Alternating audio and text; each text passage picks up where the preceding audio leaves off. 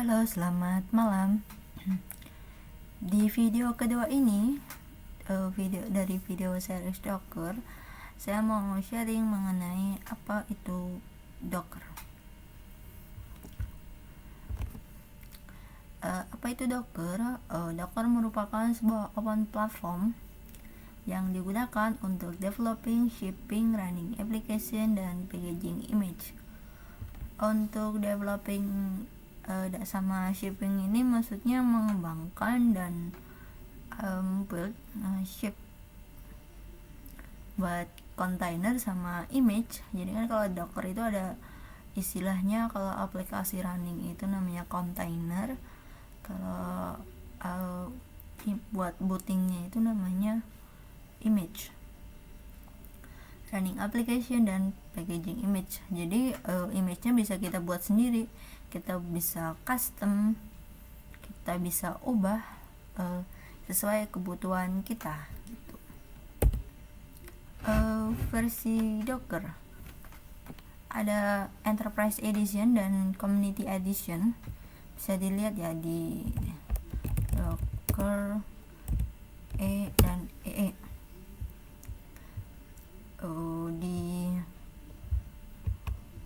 Sejak tahun 2017 itu ada Enterprise Edition, itu kayak yang berbayar, jadi supportnya itu lebih intensif karena berbayar ya.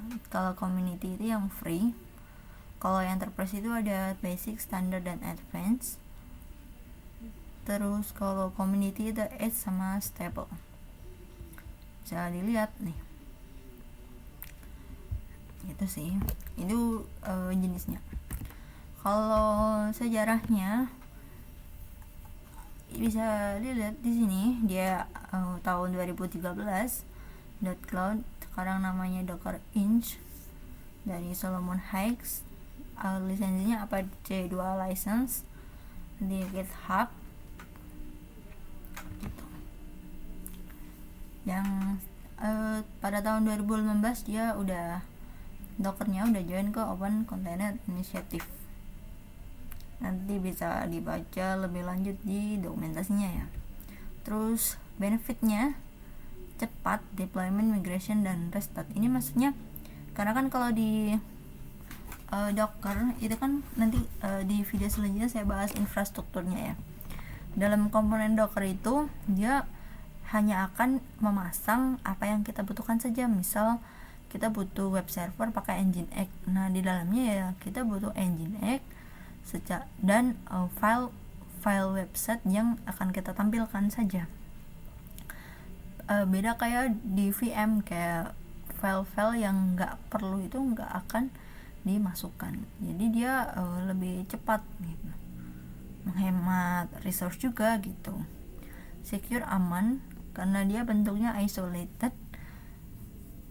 Antar satu kontainer dengan kontainer lain itu terpisah meskipun dalam satu host.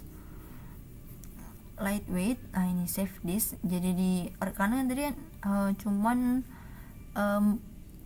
memasang apa yang dibutuhkan saja, jadi menghemat resource. Kalau kita lihat di Docker Hub ya, kita search misal Ubuntu ya, atau apa ya, atau nih ISO Ubuntu, kita bandingkan nih ukurannya berapa.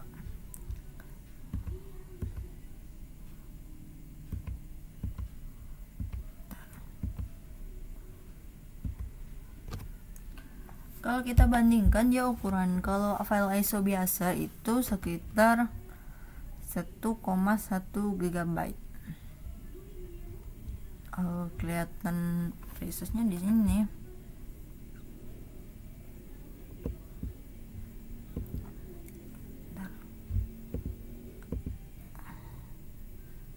Keliru. Sign in dong. Nah, tuh kan 2,6 GB desktop ya. Kalau yang server itu sekitar 1,1 GB. Kalau di Docker Hub koneksinya sebentar. dia ukurannya cuma 64 megabyte. Ubuntu. Nah, sini ya kita lihat ya ukurannya. Bisa lihat di Docker Hub, terus cari Ubuntu, search, terus kita lihat type. Nah, bisa dilihat di sini nih, ukurannya cuma 27 mega, 22 mega, 42 mega. Paling besar 64 megabyte lah. Gitu. Jadi perbedaannya sangat jauh. Karena di sini kita hanya akan dipasang apa yang akan kita install aja. Kalau kita lihat kan bentar. Dulu cara lihatnya gimana ya?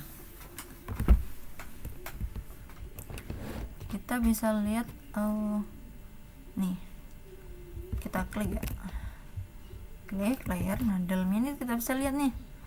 Dalam image-nya itu isinya apa aja sih? Ini sini cuma dikit nih, add file, terus apa delete list, terus ini tuh kan kecil banget karena ya cuman yang dibutuhkan aja. Kalau untuk tambahan-tambahan secara yang kita butuhkan sendiri ya nanti kita tambahin sendiri. Yang pasti nanti ukurannya nggak akan lebih besar dari sini gitu. Open source, dia awalnya open source.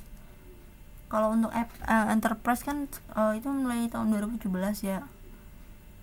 Dia ada versi enterprise-nya, tapi kalau kita pakai yang mode open source yang community udah sangat cukup kok.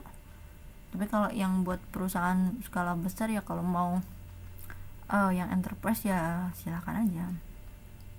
Portable, jadi dia